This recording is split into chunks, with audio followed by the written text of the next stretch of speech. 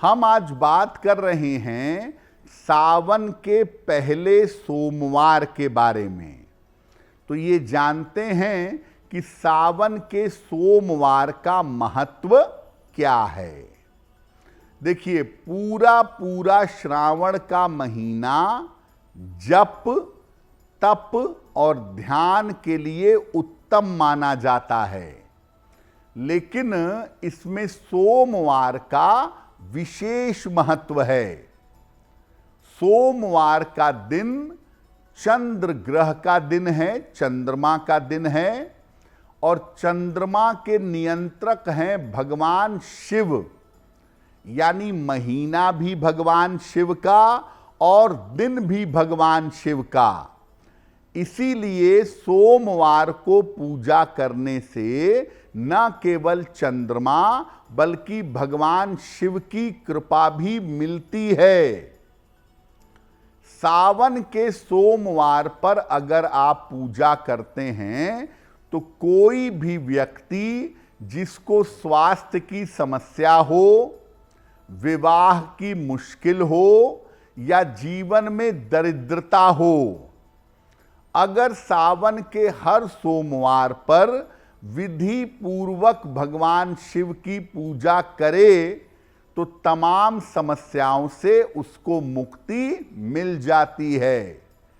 सावन का महीना, सोमवार का दिन और प्रदोष काल का समय, ये तीनों जब एक साथ आ जाते हैं और आप सावन के सोमवार पर पूजा उपासना करते हैं तो आपकी तमाम कामनाएं बड़ी आसानी से पूरी हो जाती हैं।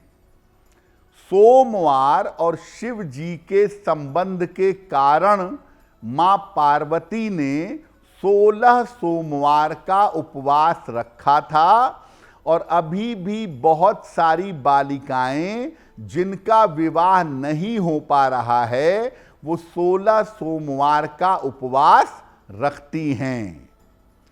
सावन का सोमवार विवाह और संतान की समस्याओं के लिए अचूक माना जाता है।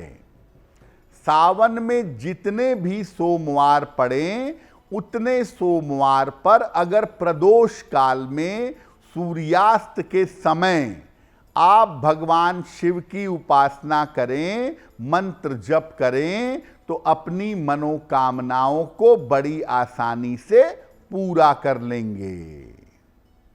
अब ये जानते हैं कि सावन के सोमवार पर अगर कोई व्यक्ति पूजा साधना उपासना करता है तो उसका महत्व क्या है।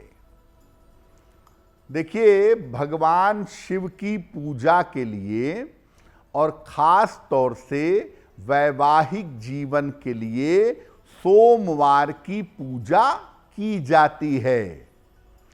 अगर कुंडली में विवाह का योग ना हो या विवाह होने में अड़चन आ रही हो, आप स्त्री हों या आप पुरुष हों, तो सावन के सोमवार पर पूजा करिएगा।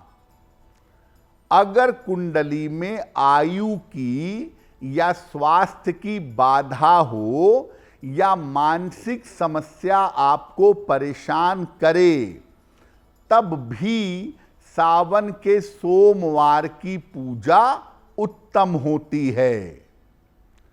सावन के सोमवार पर भगवान शिव की पूजा सर्वोत्तम मानी जाती है। करते क्या हैं, सावन के सोमवार पर मुख्य रूप से शिवलिंग की पूजा की जाती है और उस पर जल और बेलपत्र अर्पित किया जाता है। और सावन के सोमवार पर अधिक से अधिक भगवान शिव के मंत्र का जप किया जाता है और बहुत सारे लोग अपनी मनोकामनाओं को पूर्ण करने के लिए सावन के सोमवार का उपवास भी रखते हैं। अब सावन के सोमवार पर सामान्य रूप से पूजा उपासना कैसे करेंगे, आइए जानते हैं। प्रातः काल पूजा करिएगा या प्रदोष काल में सूर्यास्त के 24 मिनट पहले और 24 मिनट बाद। तो सुबह के समय या प्रदोष काल में स्नान करने के बाद शिव मंदिर जाइएगा। घर से नंगे पैर मंदिर तक जाइए और घर से ही लोटे में जल भरकर ले जाइए।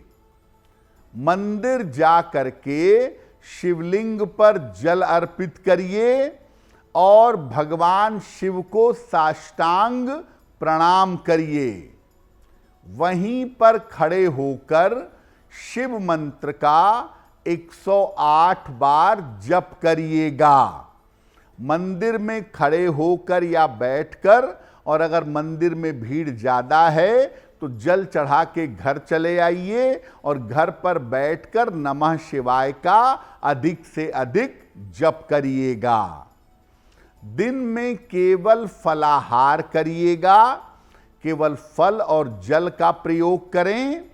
शाम के समय भगवान शिव के मंत्रों का अपने घर में ही जप करिएगा और भगवान शिव की आरती करिएगा।